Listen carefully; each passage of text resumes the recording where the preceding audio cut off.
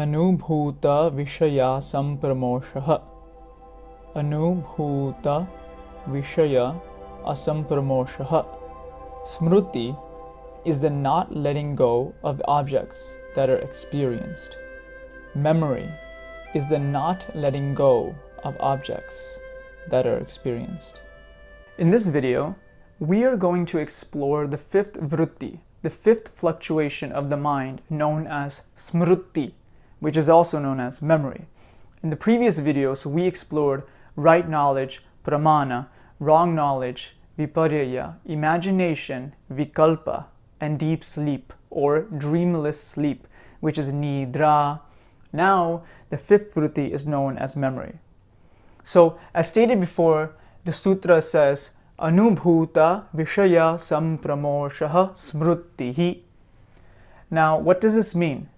Sṃrtihi, from the root smru, to remember, means memory or remembrance in a way.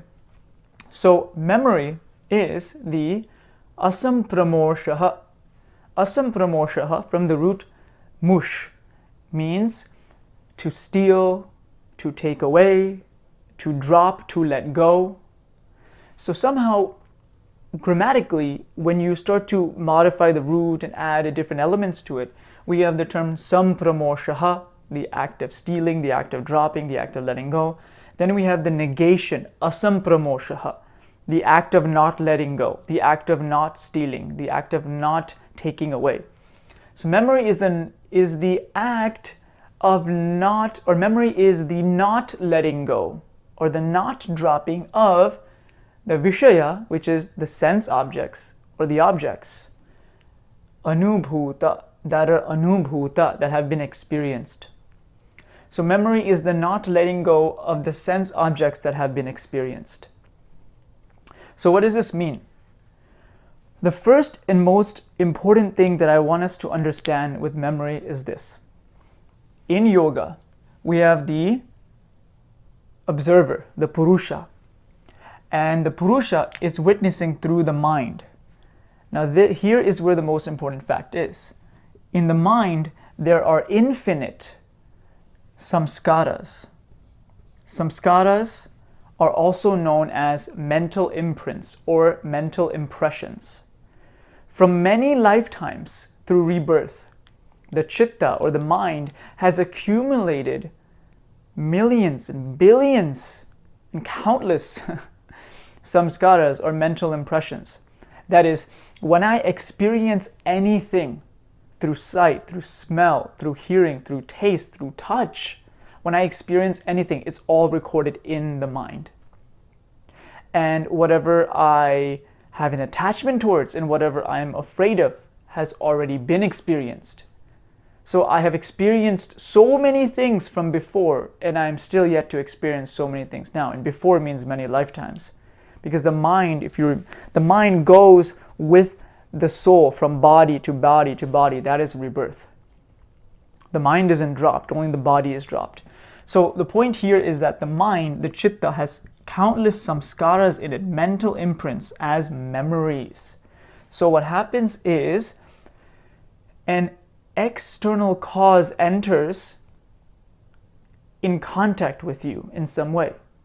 So you're walking and you hear the word, someone say sweet. Boom, the word sweet enters the mind, the chitta, and triggers a samskara of something sweet that you have eaten, like chocolate. And then that emerges and creates a vritti or a fluctuation in the mind of, I think I want to eat some chocolate, or I should eat some chocolate, or shouldn't eat some chocolate, etc. So there's a constant interaction between the samskara, the memory, and a vritti. So when the samskara from an external source is triggered, like let's say you watch a movie, a romantic movie, and it triggers a relationship that you've had, right?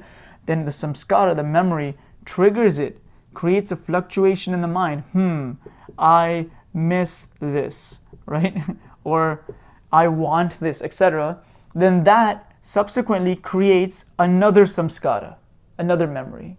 And then that creates another vritti, and that creates another samskara. Back and forth, back and forth. It's a process.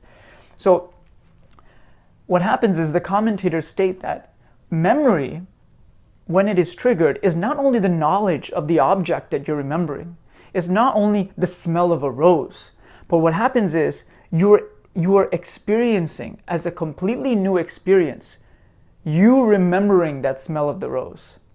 So let me explain. If I smell something and I remember, that's a rose, that's the knowledge of the object. But then also, as I'm remembering, I'm creating a new experience of remembering that rose. So the commentators state that memory is not only the knowledge of the object that is coming forth to awareness, but it is also the creation of a new experience of remembering something. So that's one very important key element. So the commentators state here that there are two types of memory: the ones that are unreal and the ones that are real. The unreal ones occur in dream states. For example, if I were to dream that, let's say, one of my favorite philosophers is Sṃrti. Let's say I had a dream that I met him and we met at a Starbucks, and for some reason the Starbucks was selling, instead of coffee, it was selling, let's say, burritos, whatever, right? And he was eating burritos with me, let's say, for example, right? That didn't happen, right? Clearly didn't happen. He passed well before the time that I was born, And, but what's happening is a bunch of samskaras, a bunch of mental imprints in my mind are coming together, joining a memory, a samskara of a concept of Jiddu Krishnamurti, a memory, a concept of Starbucks, a memory, a concept of me, a memory, a concept of burritos, all coming together and forming something that is unreal. This is how memory can create something that is unreal in dreamlike states. So even in secondary sources, Bryant explains this very well, how memories can come together. When, of course, while he's appealing to the original commentators like Vyasa and everyone else, it's very interesting how when you imagine something through memory, right, it's a combination of different things. The next thing is real world memories, things that have actually happened. For example, my meeting my friend, that actually happened. So something happens where the word friend comes up and then a memory is triggered, and I remember that I met my friend the other day. That actually happened. Or if I see somebody and I recognize that person to be my friend, it's because I have a memory of that friend, samskara of that friend. So these things have actually happened. So it's very important to understand these things. But I would say the two most important things to remember is that memory that exists, memory is a process, but in the mind itself, there's countless samskaras, mental impressions, which we will talk about. And so an external cause usually triggers these samskaras. An external cause meaning just someone saying something, you seeing something, whenever your sense organs contact sense objects, something triggers, creates a samskara. The samskara creates a vritti. That vritti then creates a samskara, back and forth. So we won't go too deep into this, but later on the sutras will state a very interesting concept. Sukhanushayiragaha. Attachment comes from previously experienced pleasure. If I have an attachment towards chocolate, it's because I've experienced it before, the sweetness of it. If I have an attachment towards going to a conference and getting an award and being praised in front of the hundreds of people, right?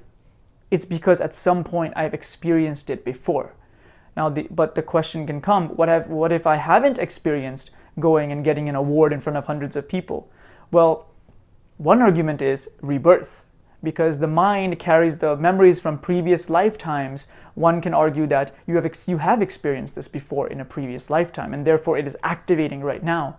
Or one can find a root element to it, a fundamental source of praise. So I can say that although I have not experienced going into an audience and being praised by hundreds of people about getting an award, I have been praised before, and I know that praise feels good, and from that pleasure I have an attachment.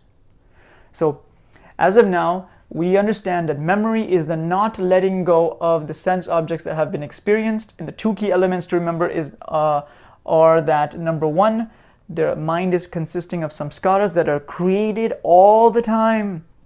And the other thing is that external causes usually trigger these samskaras. And you know what? Let's add a third thing, which is that when you remember something, not only are you remembering the object of knowledge, but you're also creating a new experience of your remembering something.